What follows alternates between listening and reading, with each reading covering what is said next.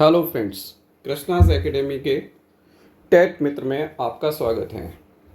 जैसे कि हम लोग प्रीवियस ईयर में आए क्वेश्चंस को डिस्कस कर रहे हैं, तो आज की श्रृंखला में कुछ क्वेश्चंस मैंने लिए हैं, जिसमें से सबसे पहला क्वेश्चन है पर्यावरण की परिभाषा क्या है। तो पर्यावरण की परिभाषा में हम ये कहते हैं कि यह एबायोटिक और बायोटिक यानी कि अजैविक और जैविक घटकों का समूह होता है।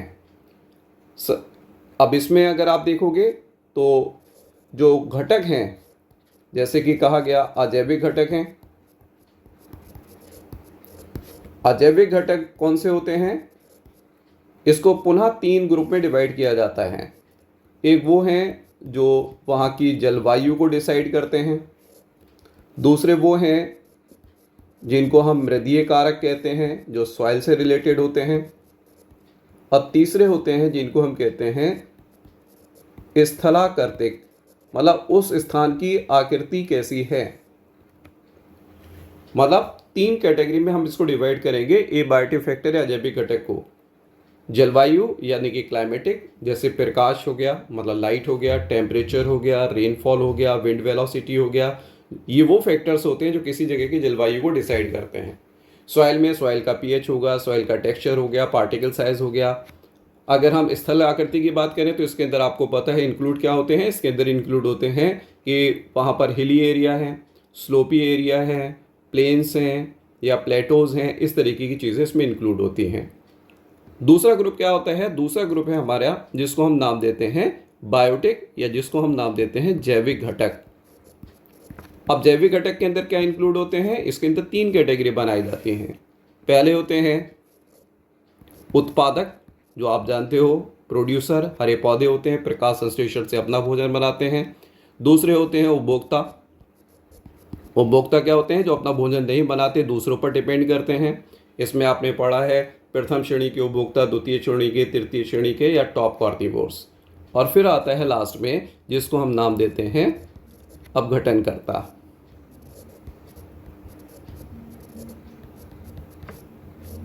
तो अपघटनकर्ता क्या होते हैं? जो डेड ऑर्गेनिक मैटर को या मृत कार्बनिक पदार्थों को कार्बनिक पदार्थों में परिवर्तित कर देते हैं। और ये क्रिया फिर से हम आपको बताते हैं, इसको हम नाम देते हैं जैव भू रासायनिक अभिक्रिया। तो इसका आंसर क्या है? ए है। दूसरा आता है निम्नलिखित अंतर्राष्ट्रीय संस्थानों में कौन सी संस्था वन्य जीव संरक्षण के प्रति समर्पित है। तो एक एक करके पहले देखते हैं कि संस्थाएं क्या हैं। जैसे पहली संस्था है जिसको हम नाम देते हैं संयुक्त राष्ट्र जनसंख्या कोष। जनसंख्या कोष, इसका पूरा एक्सपेंशन है इंग्लिश में अगर हम नाम लेंगे तो यूनाइटेड नेशंस पॉपुलेशन फंड। दूसरा अगर आप देखें तो दूसरा है यूएनडीपी। इसका क्या है? इसका पूरा नाम है संयुक्त राष्ट्र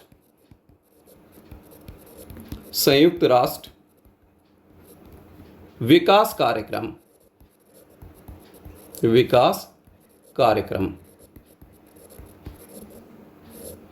इंग्लिश में इसको कहेंगे United Nation Development Programme. Next आता है यूनेस्को। ये आप सभी जानते हो, इसको हम क्या कहते हैं? इसको हम नाम देंगे संयुक्त राष्ट्र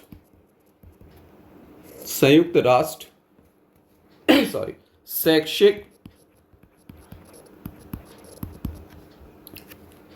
वैज्ञानिक एवं सांस्कृतिक संगठन। इसका एक्सपेंशन है United Nations Educational Scientific and Cultural Organization. Next आता है WHO। ये आप सब जानते हो, इसको कहते हैं विश्व स्वास्थ्य संगठन। इंग्लिश में क्या कहेंगे इसको? World Health Organization. तो आप देख रहे हो यहाँ पर चारों ऑप्शन जो है हमने डिस्कस कर लिए, लेकिन इनमें कहीं पर भी ऐसा नहीं आया कि अंतर्राष्ट्रीय संस्थाओं में से कौन सी संस्था वन्य जीव संरक्षण के प्रति समर्पित है। इसका मतलब क्या हुआ? इनमें से कोई भी आंसर सही नहीं है। जो 4 ऑप्शन इसमें दिए हैं इनमें से कोई भी आंसर सही नहीं है। तो इसका मतलब सही आंसर क्या है? सही आंसर है इसका IUCN। IUCN क्या है? इसको हम नाम देते हैं international union for conservation of nature and natural resources. Okay, ये एक अंतरराष्ट्रीय संस्था है। इसको मैं लिख देता हूं, इसका क्या नाम है? इसका नाम है international union for conservation of nature and natural resources. Okay, यही इसका सही आंसर है। ये आंसर है इसका, मतलब 4 में से कोई ऑप्शन नहीं है। ये एक अंतर्राष्ट्रीय संस्था है जिसका काम क्या है? प्रकृति और प्राकृतिक संसाधनों का संरक्षण करना। ये वही है जो कितनी डाइवर्सिटी है इसके बारे में डाटा रिलीज करती है, कौन कौन से एनिमल या प्लांट एक्सटिंक्ट होने वाले हैं, हो गए हैं, उनके डाटा रिलीज करती है। जैसे एक बुक आती है जिसको हम नाम देते हैं रेड डाटा बुक, वो भी कौन रिलीज करता है? IUCN जो है वो रिलीज करता है। तो इसमें से आंसर हमारा क्या हो गया? IUCN। मतलब ये क्वेश्चन का आंसर इसमें से कोई नहीं है। नेक्स्ट आता है जिसको हम कहते हैं कृत्रिम वर्षा के लिए मेघ बीजन के लिए प्रयुक्त रसायन है। क्या मतलब है इसका? जैसे आप देख रहे हो कि आजकल पोल्यूशन बढ़ता जा रहा है और भारत के कई शहरों में, स्पेशली दिल्ली में, जिस समय जाड़ों का मौसम होता है, ठंड का मौसम होता है, दिवाली के आसपास का मौसम होता है, तो वहाँ घना कोहरा छाया रहता है। वहाँ का एयर क्वालिटी इंडेक्स AQI जो है बहुत ज़्यादा ख़राब हो जाता है। और कई सालों से बात हो रही है कि वहाँ पर कृत्रिम वर्षा की जाए, जिससे कि वहाँ पर जो पार्टिकुलेट मैटर है वो सेटल जल्दी हो जाए और लोगों को जो है सांस लेने में या अदर चीज़ों में प्रॉब्लम ना हो। तो इसके लिए कृत्रिम वर्षा कराई जाती है और उसके लिए मेघ बीजन मतलब वो प्रक्रिया जिसके थ्रू बारिश होगी, तो उसमें किस प्रकार के केमिकल या रसायन का प्रयोग किया जाता है।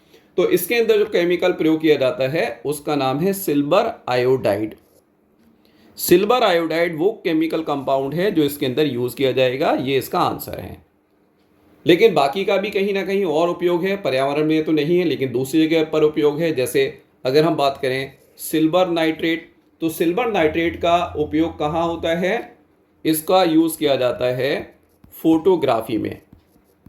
पहले बहुत ज़्यादा यूज किया जाता था, जब फोटोग्राफी रील आती थी तो उनको वॉश करने के लिए इन सब चीज़ों का यूज़ किया जाता था। अब क्योंकि आप देखते हो मोबाइल का ज़माना है और जो इतने भी आए हैं वो चिप वाले फ़ोन हैं या चिप वाले कैमरा हैं, तो वहाँ पर अब वॉश वाली फिल्म जो है वो नहीं बनाई जाती। नेक्स्ट आता है जैसे पोटेशियम ब्रोमाइड, इसका भी यूज़ फोटोग्राफी में भी किया जाता था। और उसके साथ साथ एक जगह पर और किया जाता है, और वो कार्य क्या है इसका? वो कार्य है इसका फायर सेफ्टी में।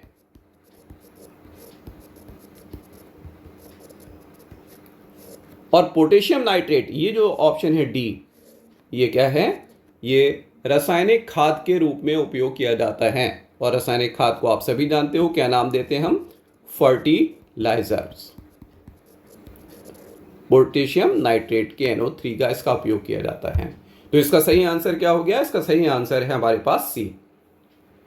नेक्स्ट क्वेश्चन आता है बायोडीजल तैयार किया जाता है। बायोडीजल एक ऐसा केमिकल कंपाउंड है जो प्लांट से बनाया जा रहा है और इसको सब्स्टिट्यूट माना जा रहा है नॉर्मल फॉसिल फ्यूल का जो हम यूज़ करते हैं। तो इसको क्या नाम दिया गया? बायोडीजल। अब बायोडीजल का जो मेन सोर्स है जिससे तैयार किया जा रहा है इस ऑप्शन में से, वो आंसर है जेट्रोफा। जेट्रोफा वो प्लांट है जिससे कि हम बायोडीजल जो है वो प्रोड्यूस कर रहे हैं। अब जेट्रोफा के अलावा और भी बहुत सारे प्लांट हैं, जैसे एक और भी कई बार एग्जाम्स में पूछा गया है, तो दूसरा प्लांट आप इसमें लिख सकते हो जिसका नाम है पोनगोमिया।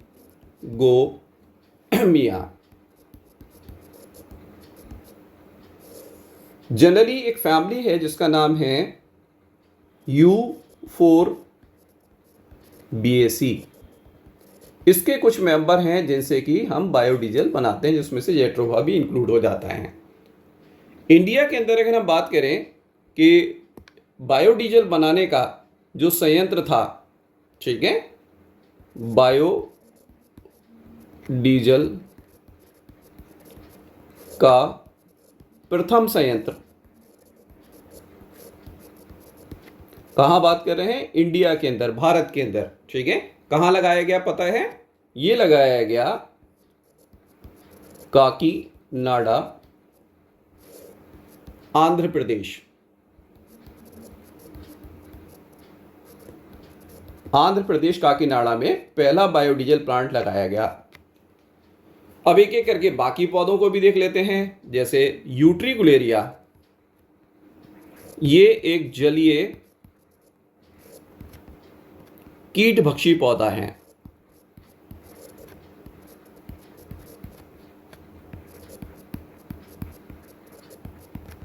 ठीक है, जलीय कीटभक्षी पौधा है और इसका उपयोग किया जाता है कि जो मलेरिया कॉजिंग हमारे पास मॉस्किटो हैं, जो प्लाज्मोडियम को कैरी करते हैं, कार्य करते हैं, उसके वाहक होते हैं, उनकी लार्वी को खाकर ख़त्म करता है। तो ये बायोलॉजिकल कंट्रोल ऑफ मलेरिया में या मलेरिया के जैवीय नियंत्रण में हेल्प करता है। ऐसी देवदार, ठीक है, देवदार एक प्लांट का नाम है जो कि आवर्त बीजी पौधों और अनावर्त बीजी पौधे जैसे दो प्रकार के होते हैं। जैसे हम पढ़ेंगे यूकलिप्टस कैसा है, ये है आवर्त बीजी, और ये कैसा है? अनावृत बीजी है। अनावृत बीजी जिसको इंग्लिश में कहते हैं जिम्नोस्पर्म। और इसकी खासियत क्या है? ये एक ऐसा प्लांट है जिससे कि हमें इमारती लकड़ी मिलती है फर्नीचर बनाने के लिए।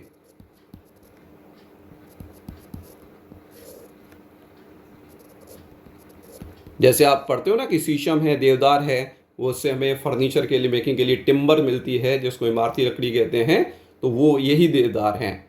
और जो यूकलिप्टस है, ये यूकलिप्टस कहलाता है। इसका कॉमन नेम है सफ़ेदा। और सफ़ेदा जो है ये एक ऐसा वृक्ष है जो जल के लेवल को बहुत तेज़ी से कम कर रहा है, जिसकी वजह से सूखा जैसी कंडीशन डेवलप हो रही हैं। लेकिन इसका भी उपयोग है कि यूकलिप्टस जो है वो औषधि बनाने में भी यूज़ किया जाता है। लेकिन क्वेश्चन का आंसर क्या है? फिर से मैं एक बार कह रहा हूं, और वो है जेट्रोफा। नेक्स्ट क्वेश्चन आता है, विश्व ओजोन दिवस मनाया जाता है। तो याद करने की चीज़ें हैं, फिर भी देखते हैं कि बाकी का क्या हाल है। तो इसका आंसर क्या होगा? विश्व ओजोन दिवस कब मनाया जाता है? ये मनाया जाता है, बताएं? बिल्कुल ठीक, बी में, यानी कि 16 सितंबर को। 5 जून को आपको सभी पता है क्या मनाया जाता है? 5 जून को मनाया जाता है पर्यावरण दिवस, वर्ल्ड इन्वायरमेंट डे।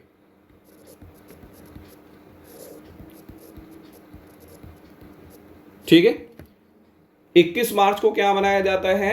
21 मार्च को मनाया जाता है अंतरराष्ट्रीय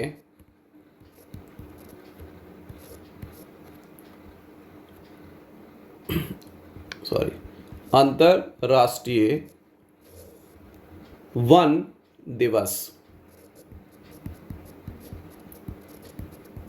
फॉरेस्ट डे। इसका क्या है? ये वनों के संरक्षण के लिए, उनके निरंतर विकास के लिए कार्य करते हैं। इसके बारे में डिस्कशन किया जाता है क्या क्या हमें करना है। और 25 अप्रैल को मनाया जाता है विश्व मलेरिया दिवस। विश्व मलेरिया दिवस इसको मनाते हैं, वर्ल्ड मलेरिया डे। तो अब क्लियर है? तो आंसर हमारा क्या हो गया? इसका आंसर है बी, 16 सितंबर, 16 सितंबर। नेक्स्ट आता है क्वेश्चन, सिल्वीकल्चर संबंधित है। सिल्वीकल्चर जो संबंधित है वो है वन एवं वन्य उत्पाद के बारे में। वृक्षों को ग्रो कराना, वृक्ष कौन कौन से हमारे फायदे के लिए हैं, हम उनसे कौन कौन सी चीज़ें प्राप्त करते हैं, ये सारी चीज़ें किस में आता है? सिल्वीकल्चर में। सिल्क आप सिल्क देखें, सिल्क का उत्पादन, तो इसके लिए क्या है, इसके लिए कहा जाता है रेशम कीट पालन। रेशम कीट पालन। और रेशम कीट पालन को टेक्निकली नाम दिया जाता है सेरी कल्चर। जैसे यहाँ सिल्वी कल्चर है वैसे इसको कहते हैं सेरी कल्चर। नेक्स्ट आता है फूल। तो फ्लावर को ग्रो कराता है, क्योंकि आजकल आप देखते हैं कि फ्लावर जो हैं बहुत ही इंपॉर्टेंट रोल प्ले कर रहे हैं, एक अच्छा बिजनेस बन गए हैं, लोग इनकी फार्मिंग करते हैं। इसके लिए कहा जाता है फ्लोरिकल्चर। उर्वरक के लिए कोई ऐसा विशेष शब्द है वो नहीं दिया गया है। ठीक है, तो हमारे लिए आंसर क्या हो जाएगा, हमारा आंसर हो जाएगा वन्य एवं वन्य उत्पाद। अगला प्रश्न है, निम्नलिखित में से किस जनपद में चंद्रप्रभा वन्यजीव अभयारण्य स्थित है? तो इसका आंसर है चंदौली। चंदौली वाराणसी के पास है, लेकिन इतना पास भी नहीं है, वाराणसी से लगभग 70 किलोमीटर दूर है ये। ठीक है, अगर चंदौली नहीं होता तो हम नियर बाई मान के बनारस भी आंसर कर सकते थे, लेकिन यहाँ पर इसका आंसर जो है वो बनारस नहीं है, चंदौली है। अब देखें इसमें, अब जो ये है हमारे पास, इसके अंदर कौन कौन से जो है वो जीवों का संरक्षण किया जाता है, इसकी स्थापना कब की गई? तो इसकी स्थापना की गई है 1957 में। कौन कौन से प्रमुख जीव हैं?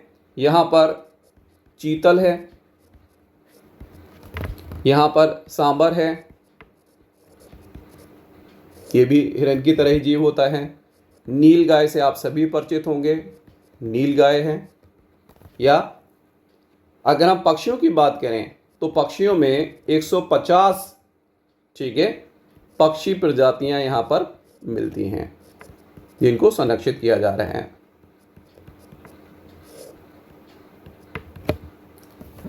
ओके, नेक्स्ट अगर ऑप्शन को और डिस्कस करें तो लखीमपुर खीरी, ये भी उत्तर प्रदेश में है, और यहाँ पर एक नेशनल पार्क है जिसको हम नाम देते हैं दुधवा नेशनल पार्क।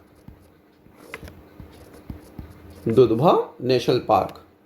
यहाँ पर किस किस को संरक्षित किया जा रहा है? यहाँ पर किया जा रहा है जैसे बाघ को, तेंदुआ को,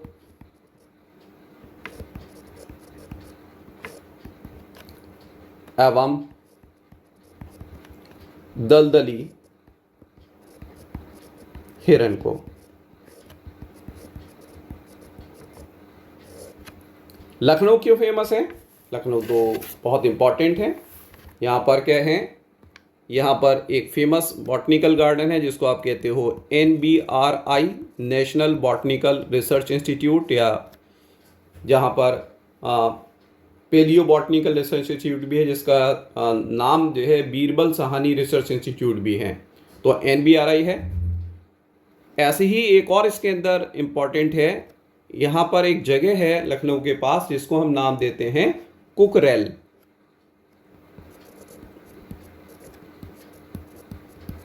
और कुकरेल क्यों फेमस है?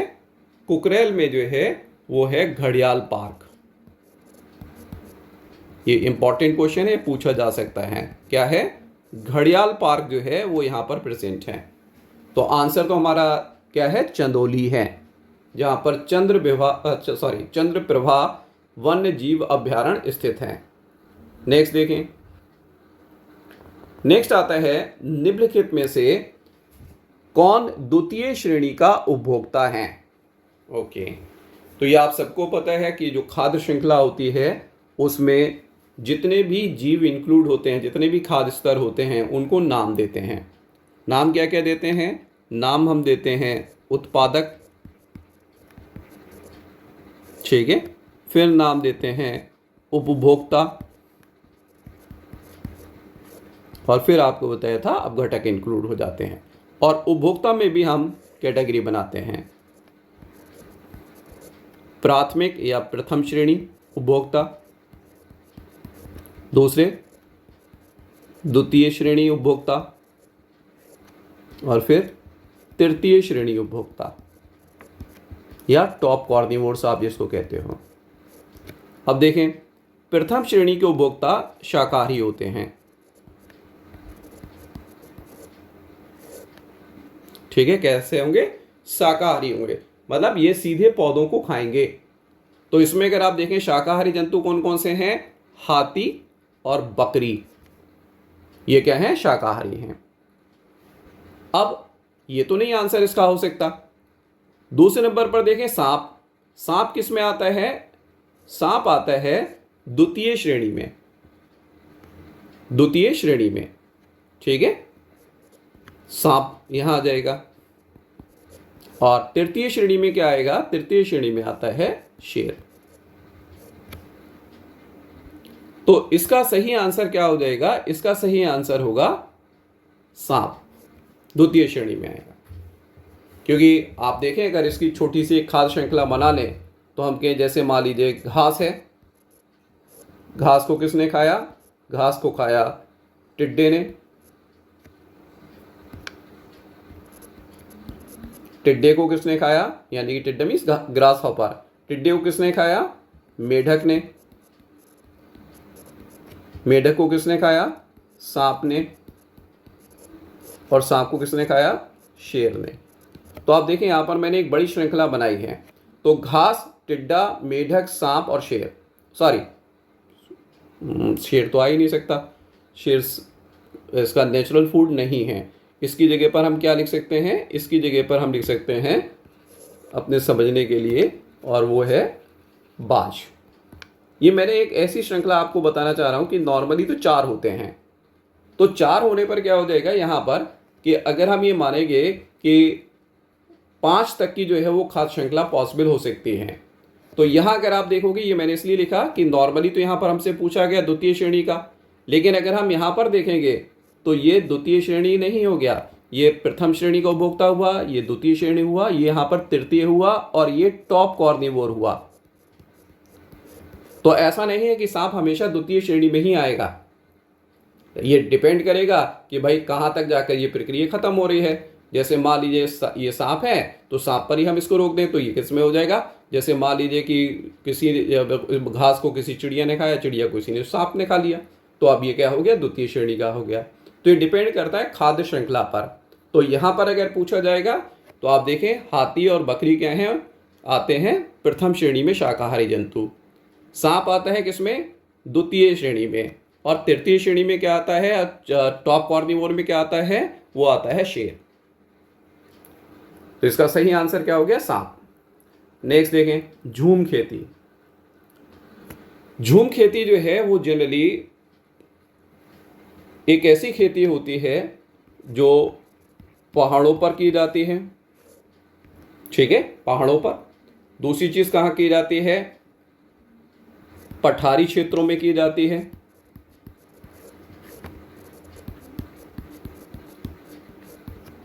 अगर हम इंडिया की बात करें तो इंडिया में जैसे मेघालय है,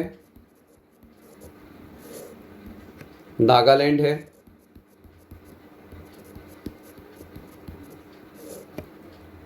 मिजोरम, या फेमस में अगर हम कहें तो मणिपुर है, मिजोरम है, इन सब में होती हैं। होता क्या है इसमें? यहाँ पर जनरली देखा गया कि कुछ ट्राइब्स ऐसी होती हैं जो जगह जगह पर घूमती रहती हैं।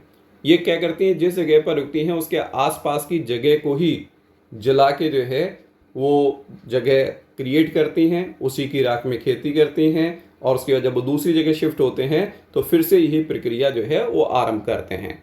तो ये प्रक्रिया बार बार चलती रहती है।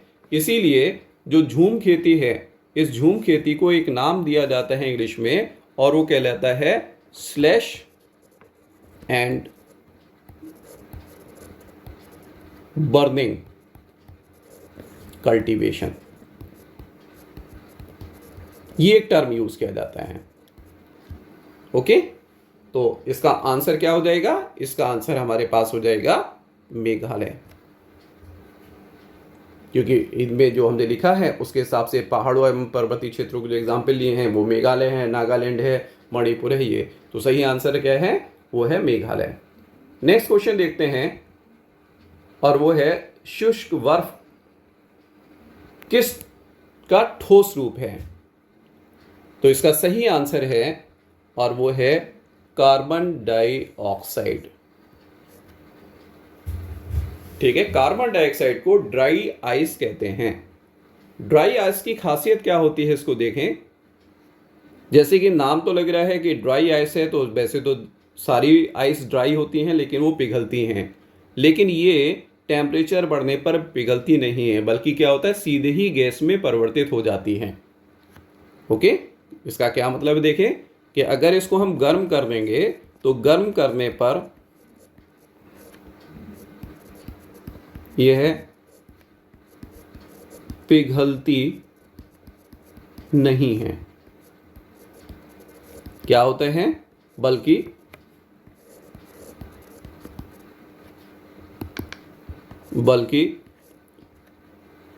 सीधे गैस में परिवर्तित हो जाती है, गैस में परिवर्तित होगी।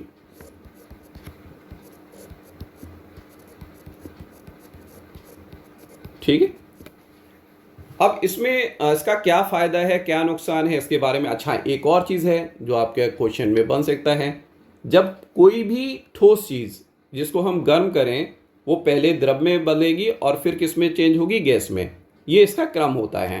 मतलब पहले ठोस है, ठोस को गर्म करेंगे तो द्रव में परिवर्तित होगा और द्रव जो है वो परिवर्तित होगा फिर गैस में। लेकिन अगर कोई ठोस द्रव में परिवर्तित ना होकर सीधे गैस में परिवर्तित होता है तो इसको नाम देते हैं ऊर्ध्वपातन। इंग्लिश में इसको कहते हैं सब्लिमेशन। ये साइंस के हिसाब से एक इंपॉर्टेंट क्वेश्चन है।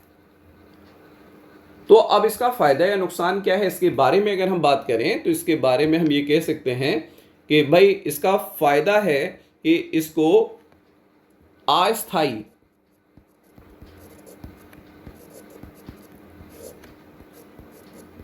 ठीक है, अस्थायी प्रशीतन के लिए उपयोग में लाया जाता है। लेकिन इसकी एक हानिकारक, ये तो मतलब प्रयोग हो गया या सॉरी उपयोग हो गया, नॉट प्रयोग। लेकिन इससे एक हानि भी है। जब हम इसको ड्राई आइस को हीट करेंगे तो ये गैस में परिवर्तित होगी और गैस क्या होगा, CO2, क्योंकि CO2 की बनी है तो केवल CO2 बनेगी। तो अगर मान लीजिए किसी एक छोटे से स्थान पर जो बंद है यानी कि बंद कमरा है उसके अंदर ड्राई आइस हो और वहां पर टेम्परेचर बढ़े तो उस कमरे में CO2 की मात्रा अचानक से बढ़ जाएगी और उस बढ़ी हुई मात्रा की वजह से क्या होगा कि जो भी जीव यानी कि स्पेशली मनुष्य अगर उस कमरे में है तो उसको सांस की प्रॉब्लम हो सकती है और अगर ये अधिक मात्रा में बनती है तो उसकी मृत्यु भी हो सकती है। तो शुष्क वर्क जो है उसका ज़्यादा कोई उपयोग तो नहीं है, बस स्टोरेज में हम यूज़ करते हैं, अस्थायी प्रतिशीतन में यूज़ करते हैं, लेकिन ये हानिकारक भी हो सकती हैं। तो आज हम इतना ही रखते हैं और उम्मीद करते हैं कि आपने इन सारी चीज़ों को अच्छी तरीके से समझा होगा। एक बार इनके नोट्स अपने घर पर फिर से इसको देखकर पूरा करें और फिर यही है कि आप सभी लोगों से फिर से यही हम रिक्वेस्ट कर रहे हैं कि इस वीडियो को ज़्यादा से ज़्यादा लाइक करें, शेयर करें, चैनल को सब्सक्राइब करें, जिससे कि आपको टाइम पर वीडियो मिलते रहें और बाकी और अन्य साथियों को भी पर्यावरण विज्ञान या शिक्षा को स्टडी करने में आसानी हो। और उम्मीद करते हैं कि आप अच्छी तरीके से मेहनत करेंगे, मेरे साथ मेहनत करेंगे। आपके कोई सजेशन है तो मुझे कमेंट में लिख के भेजिए और उम्मीद करते हैं कि 30 में से 30 क्वेश्चन सभी लोगों के सही होने चाहिए। धन्यवाद, थैंक यू।